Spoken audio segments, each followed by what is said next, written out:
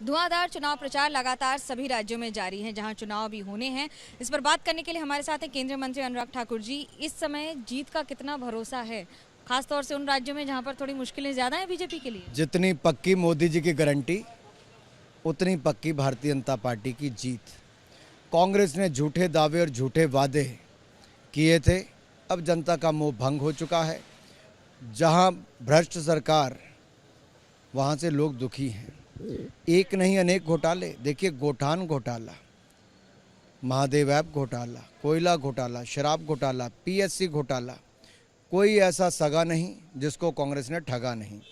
अब छत्तीसगढ़ की जनता इनके राज में मुक्ति पाना चाहती है और चाहती है कि गरीबों का विकास हो, चाहती है भारतीय जनता पार्टी की डबल इंजन की सरकार आए। और देखिए, आज कह के जा रहा हूँ, आज तक की सबसे बड़ी जीत भारतीय जनता पार्टी छत्तीसगढ़ में करने वाली है। छत्तीसगढ़ में कांग्रेस को तो पूरा भरोसा है जीतने का, लेकिन मध्य प्रदेश में नरेंद्र सिंह तोमर पर भी सवाल उठ रहे हैं, आपके केंद्रीय मंत्री पर। उनके बेटे का वीडियो वायरल हो रहा है, ये कहकर कि वो खुद हजारों करोड़ों के इस तरह के स्कैम्स में फंसे हुए हैं। मुझे एक कारण बताइए कि छत्तीसगढ़ में कांग्रेस का क्यों ऐसा लगे? जिनके मुख्यमंत्री का चेहरा मुरझा गया, जिनके चेहरे पे घबराहट, बौखलाहट, हकलाहट, ये सब चल रहा है, और लोगों ने छत्तीसगढ़ के कहना शुरू कर दिया, अरे भाई ये तो भूपेश जी को टाटा बाय बाय करने का समय आ गया है। और ये इसलिए मैं कह रहा हूँ, जनता बहुत समझदार है। जनता पूछती है कि उन्होंने 4 रसोई गैस के सिलेंडर देने थे, हर साल नहीं दिए। मुफ्त में बहनों के खाते में 500 रुपये हर महीने डालना था, नहीं डाला। तो 15,000 रुपये किस मुँह से कह रहे हैं? तो जो पिछले नहीं किए, अब क्या करेंगे? बेरोजगारी भत्ता पीछे कहा था 25 रुपये महीना युवाओं को देंगे, नहीं दिया। नौकरी तो केवल कांग्रेस के नेताओं के बच्चों को मिली, बाकियों को मिली नहीं।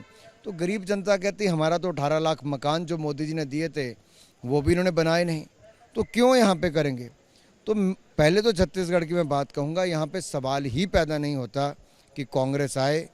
मैं कह रहा हूँ, लोगों का मोदी जी में विश्वास है, लोगों का ये विश्वास है कि डबल इंजन की सरकार जहाँ बनी वहाँ विकास हुआ। देखिए, मोदी ने भेजे थे यहाँ की गरीब जनता के लिए राशन, ये राशन में भी खा के 9,000 करोड़ रुपये का घोटाला। कोई ऐसी जगह नहीं बची जहाँ पे इन्होंने लूट ना मचाई हो। इसलिए मनोगिया जी, सवाल ये खड़ा होता है कि छत्तीसगढ़ की जनता किसी भी हालत में कांग्रेस को नहीं चुनने वाली। राजस्थान में सचिन पायलट और अशोक गहलोत दोनों की तस्वीर आई है, हम साथ साथ हैं। ये डाइवोर्स लेने से पहले जैसे एक बार कोर्ट में इकट्ठे पेश होते ना, ये वैसे ही आए। ये झगड़ा जो इनका चल रहा है, ये बस आगे आगे देखिए होता क्या है। इस चुनाव के बाद दोनों एक दूसरे के सिर पे ठीकरा फोड़ेंगे।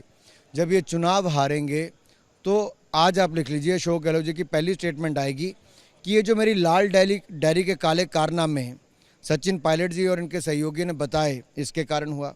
फिर वो बोलेंगे मेरी सरकार के पेपर लीक के मामले में जो सचिन पायलट जी ने युवाओं के पक्ष में जाके खड़े हुए, तो उसको बोलेंगे। एक के बाद दूसरा वो ठीकरा सचिन पायलट पर ही फोड़ने वाले हैं। और सचिन पायलट जी बोलने वाले हैं, जब मैं कहता रहा कि ये भ्रष्ट सरकार है, निकम्मी सरकार है, महिलाओं के खिलाफ अपराध होने के बाद ये स्टेटमेंट देना कि ये मर्दों का प्रदेश है, ऐसी बेशर्म सरकार है, तो एक दूसरे क्या बोलने वाले मैं आपको आज बता रहा हूँ, हार के बाद कांग्रेसी। गांधी परिवार का कहना है कि जब कुछ नहीं बनता है तो मोदी जी ठीकरा परिवार पर फोड़ देते हैं। राहुल गांधी का भी यही कहना है कि हमें टारगेट किया जाता है। प्रियंका गांधी का कहना है कि मैं तो सलमान खान की तरह सिनेमा में सिर्फ जब रोना होगा तो तेरे नाम पे ही रोया जाएगा। मैं इतना ही कहूँगा राहुल गांधी जी से, 5 साल पहले आपने जो वायदे किए थे, क्या बताएंगे कौन से पूरे किए? कौन सा वायदा पूरा किया? खुली चुनौती है कांग्रेस को, बताएं ना। ये 5 साल पहले का जो घोषणा पत्र, जो गारंटियां देती फिरती थी, ये कांग्रेस भी फेल, गारंटियां भी फेल।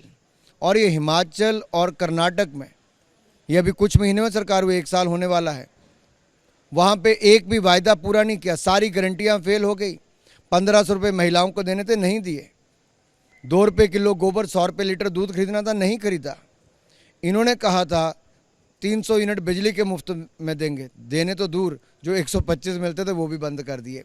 जो पानी मुफ्त में मिलता था उसके बिल आने शुरू हो गए। इन्होंने तो कहा था किसान अपनी कीमतें खुद तय करेगा फसल की, सेबों को नदी और नाले में फेंकना पड़ा।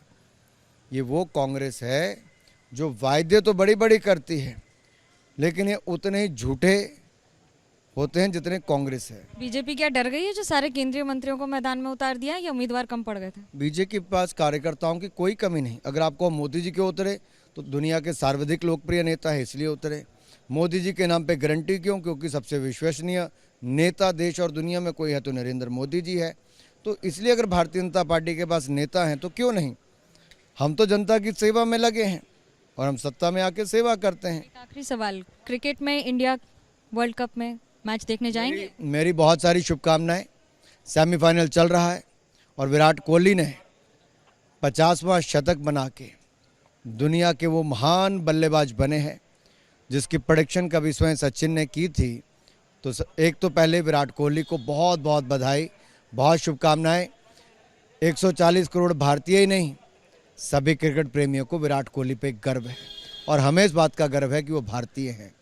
दूसरा, सेमीफाइनल है, फाइनल देखने आप जाएंगे? बड़ी जीत हो और दुनिया के सबसे बड़े स्टेडियम नरेंद्र मोदी स्टेडियम में मैं तो मौका नहीं चूकूंगा फाइनल देखने का। आप भी जरूर देखिएगा। ये था एक जीत का माहौल और जश्न, लेकिन राजनीति में क्या होगा ये तो जनता तय करेगी। कैमरा पर्सन हेमंत कुमार सूद के साथ मनोज्ञा लोईवाल, रायपुर, छत्तीसगढ़, एबीपी न्यूज़।